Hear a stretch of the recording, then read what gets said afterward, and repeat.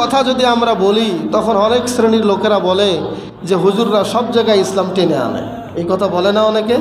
খেলার ভেতরে আবার ইসলাম নিয়ে আসতে হবে কেন? আমাদেরই সমাজের লোকেরা এরকম কথা বলে নাকি বলে না?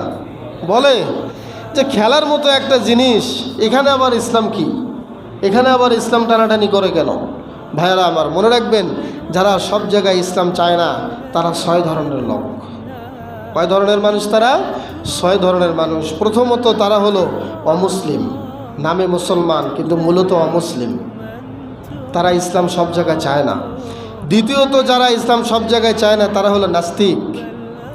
তৃতীয়ত যারা ইসলাম সব জায়গায় চায় না তারা হচ্ছে বংশগত মুসলমান, বাপদাদা মুসলমান তাই মুসলমান, মূলত ইসলামের কোনো কাজই সে করে না, এরা ইসলাম সব জায়গায় চায় না।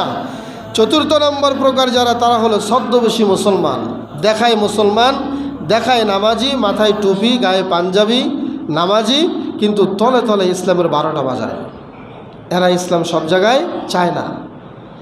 এবং 5 নম্বর হলো ইসলাম বিদ্বেষী যারা, তারা ইসলাম সব জায়গায় চায় না, কারণ ইসলাম দেখলেই, ইসলামের হুকুম আহকাম দেখলেই তাদের শরীরে আগুন ধরে।